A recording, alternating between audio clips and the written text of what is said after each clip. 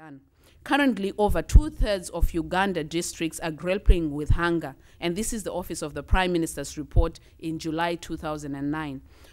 World Vision continues to partner with the World Food Programme, which receives funding from AusAid, to meet the immediate needs of communities in the northern part of Uganda, those who are resettling and relocating back to their original lands, parts of northeast Uganda, which has been a food insecure region for over 40 years, which is habited by the people of Karamoja, who are particularly dependent on livestock. And for them too, there's not been any long-term investment in terms of finding ways how they can be supported in livestock farming or other appropriate interventions that can help them to become food secure in the long term.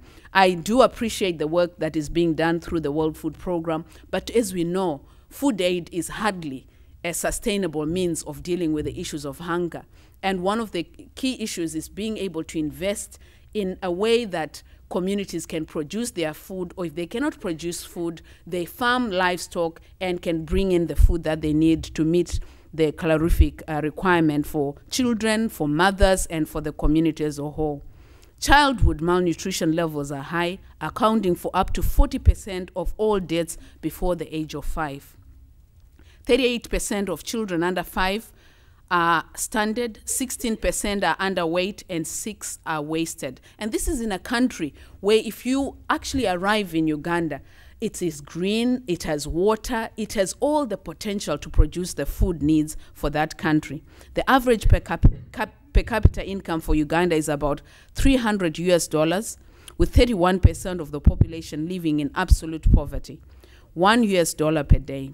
80% of this is found in the rural areas. And the spiraling prices of staple food is an additional challenge for communities to access sufficient and adequate food. One of the things that is happening is, as Southern Sudan is recovering, a lot of the food that is produced in Uganda is making its way to the Sudan. And there is no real policy in terms of how much food needs to be retained to meet the needs of the Ugandan people, as opposed to what needs to be earned via the export of food. Challenges for food security in Uganda. There is an inadequate policy support and investment in the agriculture sector. I'm sure that has become evident. The government's commitment to the 2003 Maputo Declaration on Agriculture and Food Security is yet to be honored. Agriculture sector still continues to receive much less than 10%, as I indicated, 4%. This problem is compounded by the reluctance of the current actors in the financial sector to lend to agriculture, especially smallholder farms. One of the interventions that World Vision is involved in is owning a micro-enterprise development company called MedNet, which has an agricultural loan product so that we can target the small farmer, they can produce, and hopefully they can progress to a point where they'll be able to get loans from big banks. Due to the lack of agriculture sector policies in place, there is incoherent agricultural and rural development interventions, and it has an impact on food production, nutrition, and the overall situation of poverty in Uganda. There is a low growth in the agriculture sector output. Compared to its potential, Uganda's agriculture sector performance has been dismal. While the annual population growth is 3%, the sector's output has been growing less than 1%, yet it accounts for 85% of the exports and the income in the country. There is inadequate physical infrastructure to move food products from the areas that do produce food to the areas that have food deficits. Public investment in rural infrastructure has been grossly inadequate. Many rural places have poor basic physical infrastructure, such as feeder roads, storage facilities, and access to market information. There are weak farmer institutions. Farmer institutions, which are important for mobilizing farmers around common objectives, delivery of services, as well as influencing policies that support agriculture, are still largely characterized by limited capacity to perform their functions and to deliver or demand for delivery of services. Farmer or producer cooperatives that previously existed were disbanded, primarily because of a political motivation. Basically, the current government felt that the farmers' groups were funded by a previous regime and would continue to pose some threat to their ongoing hold on power. They had organized marketing and also Center for Dissemination of Ideas, but these have been disbanded. There are trade distortions at the international market, and there are restrictions at the market level for developing countries to access external markets. Agriculture subsidies in developed and industrialized countries continue to give farmers lower prices for their products. Uganda produces some of the best sweet potatoes and pineapples, but is unable to make use of that potential to access the international markets.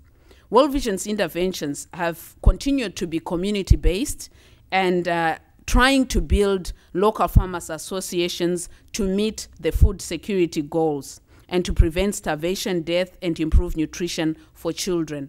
World Vision remains focused on child well-being, but recognizes that if children do not have food, they will not go to school, they will not thrive, and they will not be around for the country to actually develop and to support them to enjoy good health.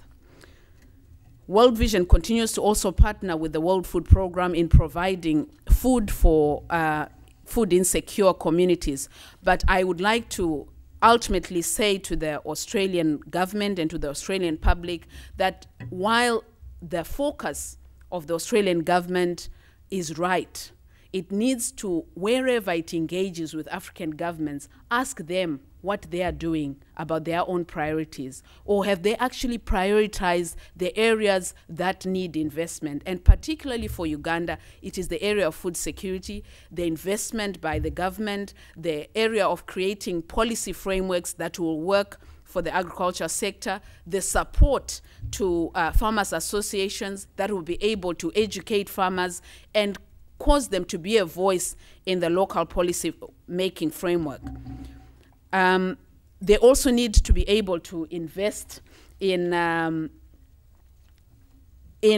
natural resource management processes that will enable their investment in agriculture to be balanced by whatever is happening due to climate change. Where is the government of Uganda going in terms of addressing climate change? Is there a comprehensive framework that combines with the food security processes so that you can really create a buffer against the impact of climate change? Lastly, I would like to say, assuring food security in Uganda will call for investment in human resources, improving access to the productive resources, improving access to markets, infrastructure, and improving natural resource management, promoting good governance, and supporting national policies. Sustainable agriculture, rural development is the key to improved well-being of children, their families, and communities in Uganda. And the final call is, again, wherever there is going to be investment in aid, there has to be the policy frameworks locally that can support the implementation of all those policies that are going to be funded through the aid budget that is coming in either from the Australian government or from the Australian people via organizations like World Vision. I hope we'll continue to have a dialogue in terms of the policy calls that can be made by the Australian government as it seeks to re-engage Africa. Thank you.